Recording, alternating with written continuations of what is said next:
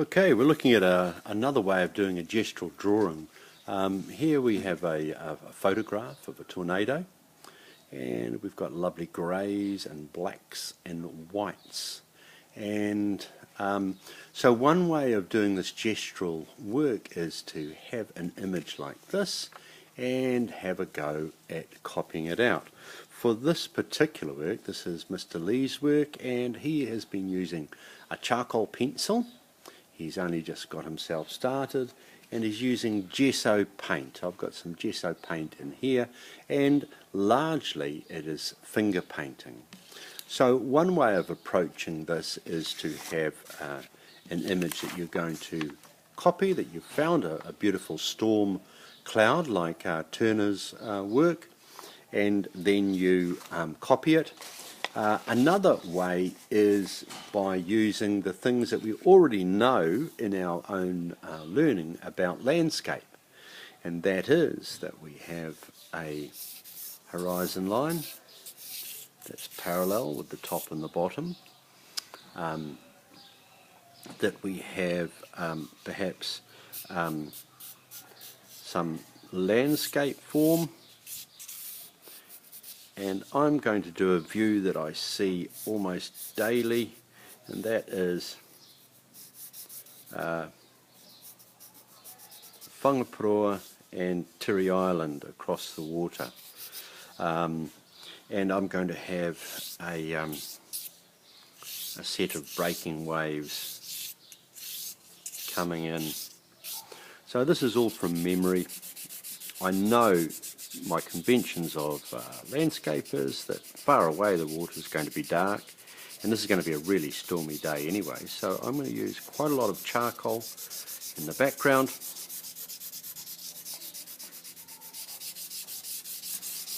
And I'm using my charcoal in a linear fashion because that's the marks that I see on the sea.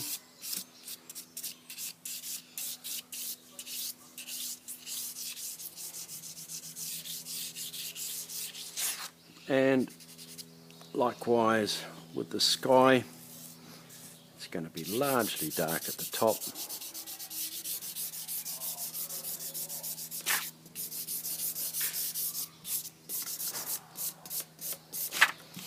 Now, this charcoal base is just what I'm going to smudge and play with, so it's far from finished. It's just a base.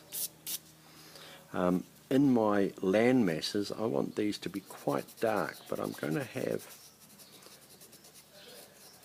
my light coming from this side, so little parts of the island are going to pick up that light, and other bits are going to be darker. And it's the same on this landscape here.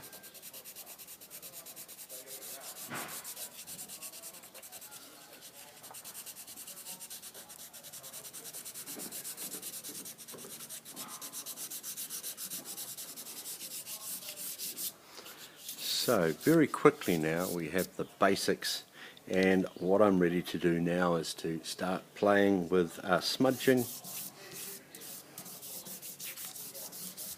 and cloud formation.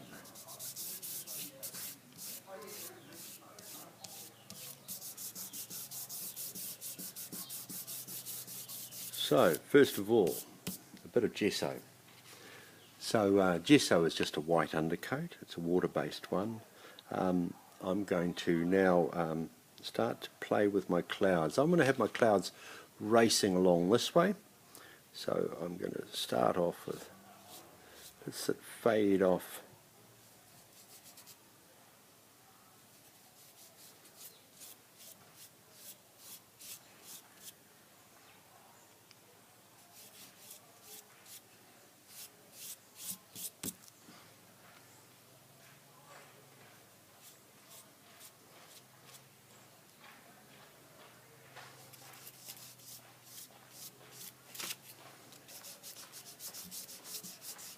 And it mixes beautifully with the charcoal.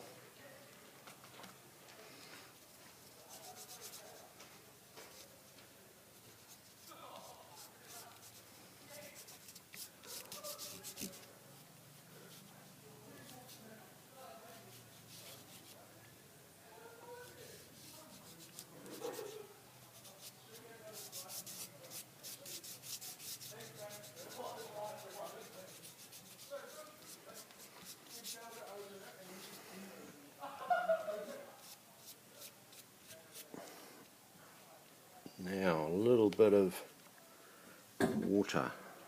I want to work these upside down because I want this wave to break along a jagged edge.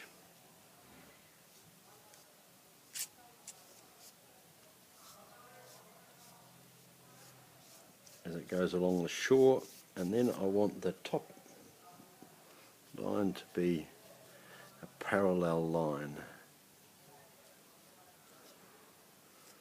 So where I've gone a little bit high here, I can actually come back with my charcoal and fix that up a bit later.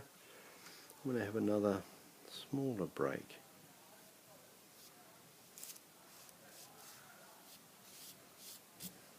Out here.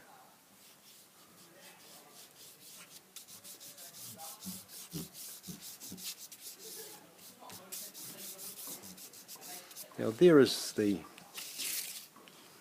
basics to my landscape sorted out. At this stage I'm going to let that dry off, and then I'm going to come back and apply a little more charcoal and a little more gesso to build the image up. I want to have some rain clouds of some sort, and I want to do a little more with the wave pattern through there.